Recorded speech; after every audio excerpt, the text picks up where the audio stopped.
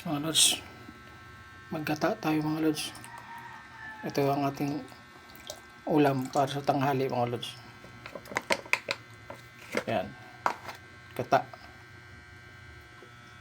Nilagay natin mga lods natin ay sibuyas natin, siling haba, ay bawang na rin yung mga lods. Ay yung bawang natin, lagyan natin ng bawang yan. Naka-prepare na sila lahat. At ngayon lalagyan natin mga lods yung ating, lagyan natin rin natin asin. Ayan, asin.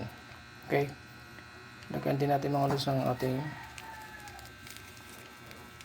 paminta. Ayan, paminta natin durog mga lods, no?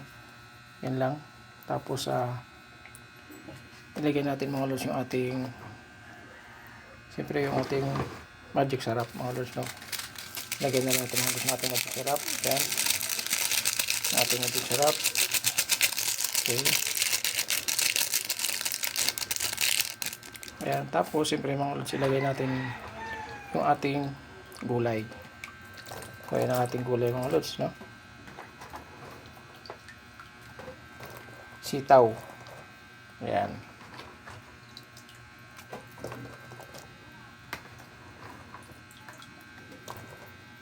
Okay.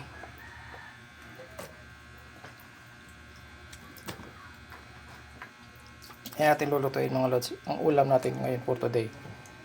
Ulam sa tanghali. Ayan, yung ating sitaw, no?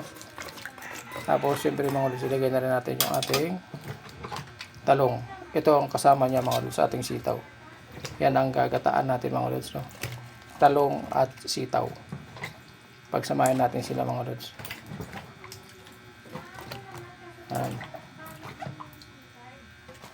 Okay.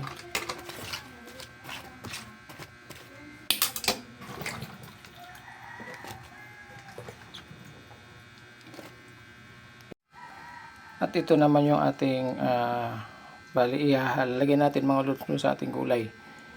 Ito, pinakuluan na natin ito mga lods. Ngayon, tinanggal natin sa kanya mga shells para yan ang ihalo natin mga lods sa ating gulay. Tahong yan mga lods, no? Yan ang ating tahong. Yan. So, tara mga lods, isalang na natin at nang makaluto na. Makakain na tayo mga lods. Okay, tara.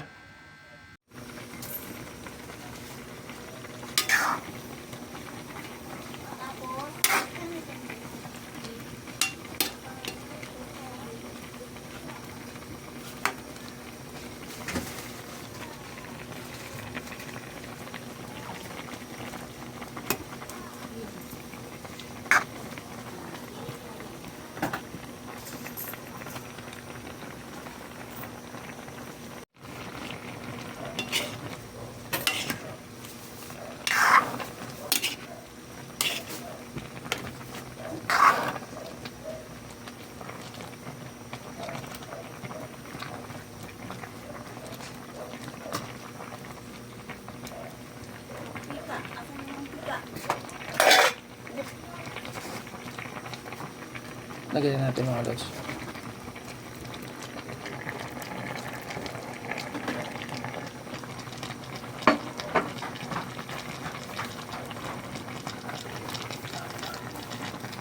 Yan ang ating tahong.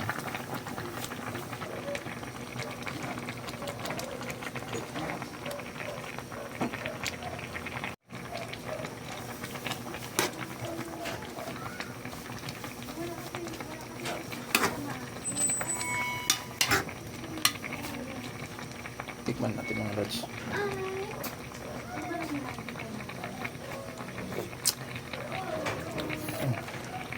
Medyo matabang mga lods. Talagyan natin ang asin.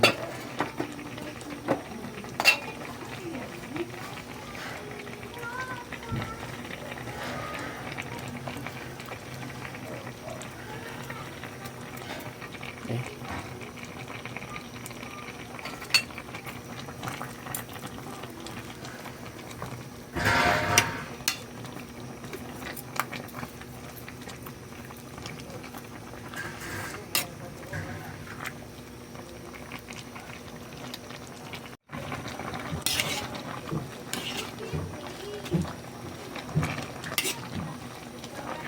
Ilagay nga pala natin itong mga lods ng kunting suka. ating gata mga lods, no? Para masarap kasi mga lods, medyo yun kasi ang panguntra natin mga lods sa pag ganitong may gata mga lods. Lagyan natin ng konting suka. Ayan. Pero depende na lang sa atin yung mga lods, no? Yung iba kung ayaw naman, okay lang naman yun. Yung kasi nilagyan ko lang. Kunti lang naman mga lods, hindi naman ganun karamihan. Tignan muna natin.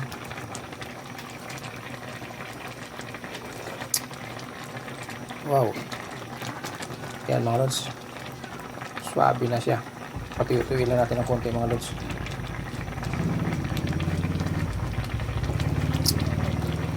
Wow. Okay. Nawala yung tahong natin mga lods.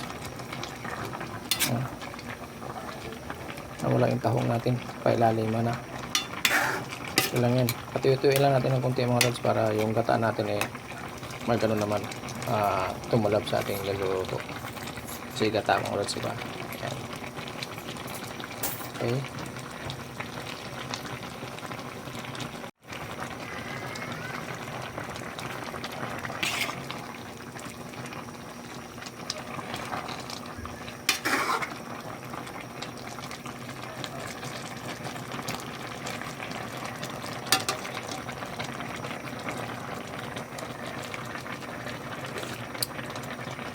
Wow.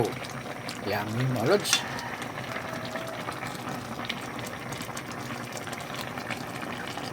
Wala yung ating tahong mga lods. Ayan. Masarap na pailaliman. Pero okay lang yan mga lods. No? Ayan at kunti pa mga lods. Para namin yung ating gata mga lods. Okay.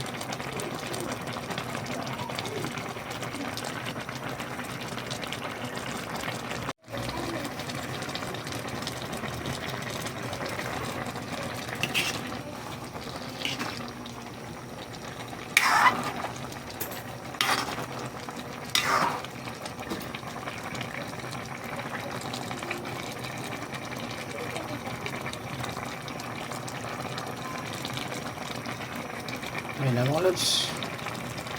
Luto na ang ating